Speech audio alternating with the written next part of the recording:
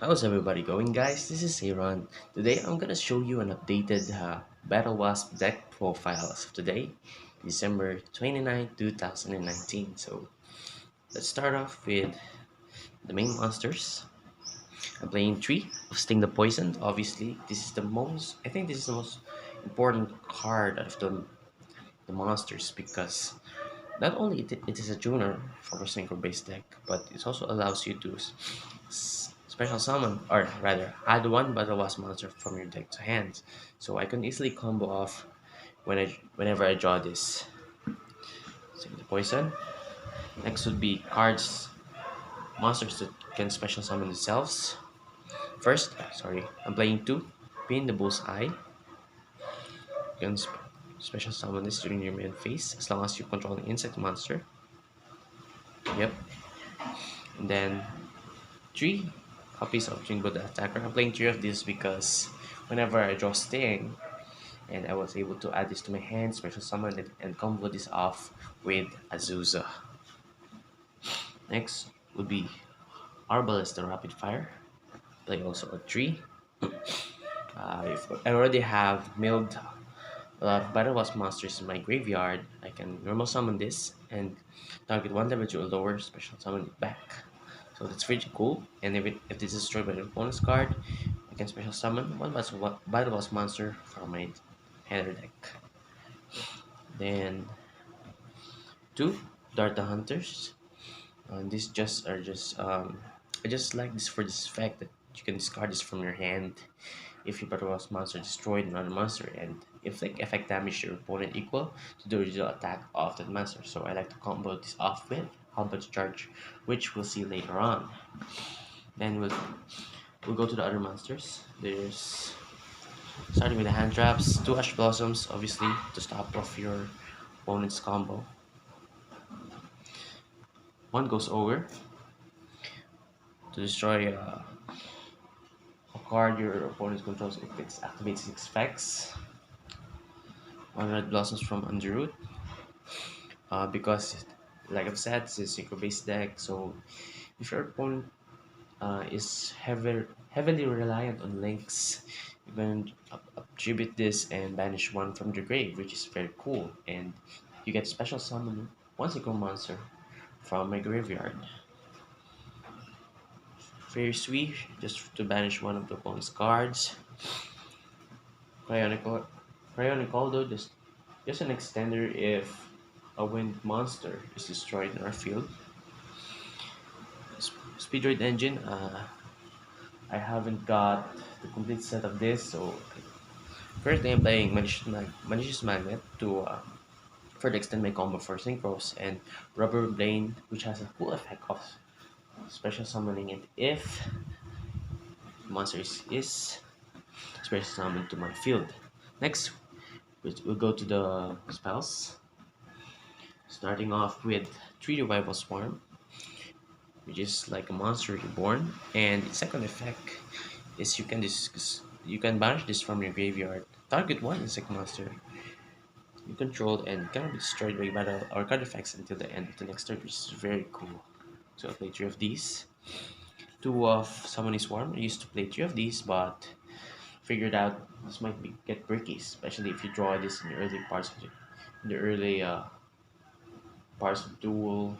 You haven't milled your graveyard enough. So just playing 2 of these and one Monster Reborn. Just a backup for Revival Swarm. Next on the spells, we go for the field spell, Giant Ballpark. And you might be wondering, why do you play 2 ballparks and you haven't got normal monsters in your main monster lineup, right?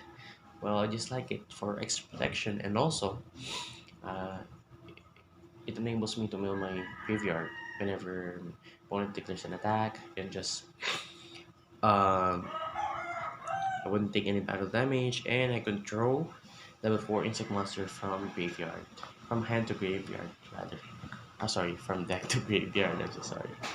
So I'm playing 2 of that, and also 2 of Transmodify because I haven't got insect imitation really. So if ever I in case I draw in the bullseye, draw the hunter, Just use this to special summon Sting from my deck, hoping it doesn't get ashed. Okay, so rounding up the spells would be the back row removal, two Cosmic Cyclones, which is very cool. You can manage this, and one MST. I'm also considering to use Twin Twisters, but I haven't got the cards as of the moment. So there you go for spells. Now let's go to the trap cards. Starting off with three nests. Some people used to cut this to two, but I think three is good. You can just immediately end your opponent's battle phase whenever a Battlewasp monster is targeted for an attack, and you get a special summon one from your deck, which is very cool.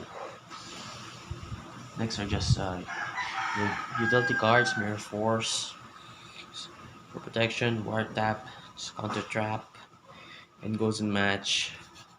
Very applicable for this deck. Lastly, Lost Wind and Fiend's Chain. Just alternatives to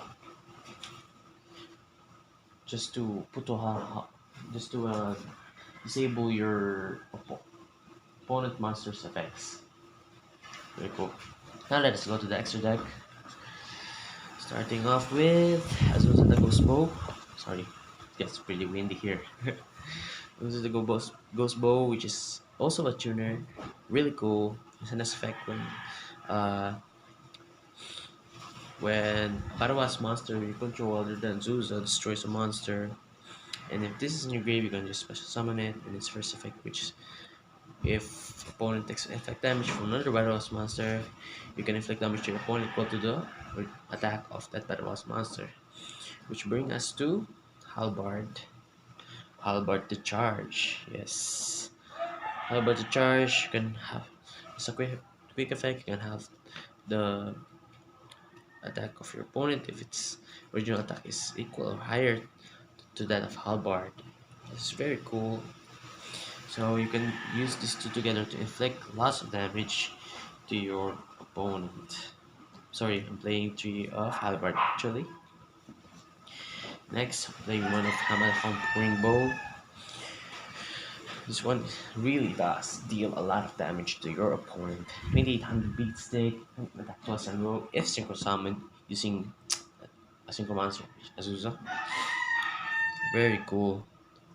You can also make all monsters your opponent controls lose 1,000 attack and defense. Wow.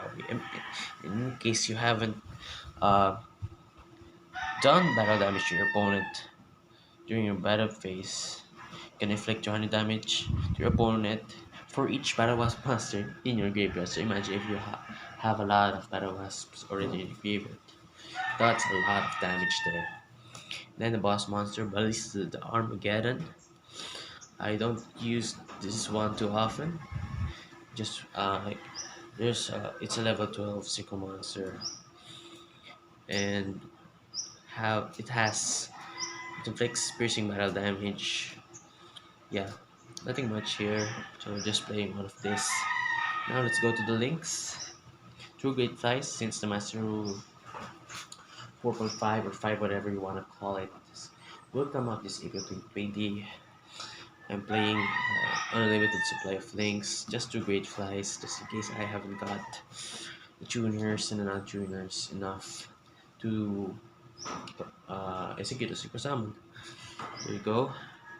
Win the Wind Charmer, Verdant, just in case I don't have 2 wind monsters, which is required for Great Fly. I'll play this, which only requires a wind monster and another monster. So it's a link 2. Then a link 3. I'll just play Doom Eagle. Yeah, just in case I am not able to special summon. Sorry, to perform a secret summon. Then some other generic 7s. Clearwing Fast Dragon and Clearwing Secret Dragon. The effects of which are very cool. This one you can make one faces monster your opponent controls the special sound ice deck. Oh, sorry. That's get a little out of windy here. And Chrome Single Dragon will destroy a level 5 or higher monster if it activates its effect. Lastly, Vermilion Dragon Mech. You can banish one tuner, destroy one card your opponent's controls, which is very cool. So basically, that's it for my deck profile. Thank you very much for tuning in.